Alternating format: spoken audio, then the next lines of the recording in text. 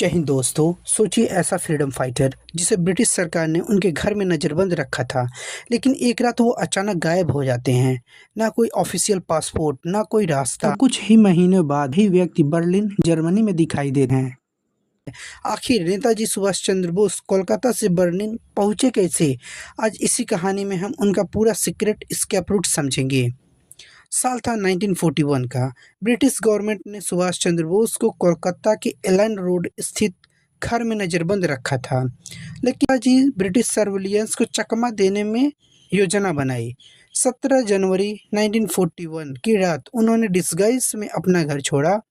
उन्होंने एक मुस्लिम insurance agent Mohammad Ziauddin का रूप धारण किया और अपने भतीजे शिशिर कुमार बोस द्वारा चलाई गई कार से कोलकाता निकल गए। उनका बड़ा लक्ष्य था गोमे रेलवे स्टेशन, जो कि झारखंड में है, वहां पहुंचना। पहुंचने के बाद नेताजी ने ट्रेन पकड़ी। वहां से दिल्ली होते हुए पेशावर की ओर बढ़े। ध्यान रखिए, ये कोई सामान्य यात्रा नहीं थी। ब्रिटिश इंटेलिजेंस उन्हें हर जगह तलाश रही थी, इसलिए बोस को अपनी पहचान छिपाकर यात्रा करनी पड़ रही थी। यात्रा का सबसे जोखिम भरा हिस्सा शुरू हुआ। पेशावर से बोस ने डिस्गाइज में अपना अफगानिस्तान की ओर लैंड रूट लिया। इस दौरान उन्हें स्थानीय सहयोगी और भारतीय रिवॉल्यूशनरी नेटवर्क से सहायता मिली। आखिरकार वे काबुल, अफगानिस्तान पहुंच गए। वहां उनका अगला लक्ष्य था सोवियत यूनियन के रास्ते जर्मनी पहुंचना। काबुल में बोस ने जर्मनी और इटली तक पहुंचने के लिए डिप्लोमेटिक चैनल का इस्तेमाल किया। उन्होंने एक इटालियन डॉक्यूमेंटेशन का सहारा लिया और अफगानिस्तान से सोवियत यूनियन की ओर आगे बढ़े। इसके बाद वे मॉस्को पहुंचे।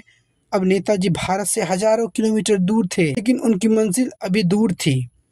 मॉस्को से जर्मन डिप्लोमेटिक असिस्टेंस के माध्यम से बोस ने जर्मनी जाने की व्यवस्था की और आखिरकार अप्रैल 1941 में सुभाष चंद्र बोस बर्लिन पहुंच गए। यानी जिस व्यक्ति ने कोलकाता में ब्रिटिश नजरबंद से एस्केप किया था, सीक्रेट जर्नी के बाद नाजी जर्मनी की कैपिटल बर्लिन तक पहुंच गए थे। बर्लिन में नेताजी गए क्यों थे? आइए चलिए इसके बारे में जानते हैं।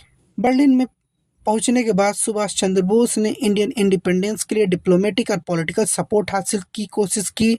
उन्होंने फ्री इंडिया सेंटर और आज़ाद हिंद रेडियो के जैसे माध्यमों से भारतीयों तक अपना संदेश पहुंचाया। उन्होंने एक्सिस पावर और ब्रिटिश रूल के खिलाफ भारतीय स्वतंत्रता संघर्ष में सहयोग लेने की रणनीति अपनाई। बाद में 1943 में बोस जर्मनी से ईस्ट एशिया पहुंचे। वहाँ इंडियन नेशनल आर्मी का नेतृत्व को आगे बढ़ाया।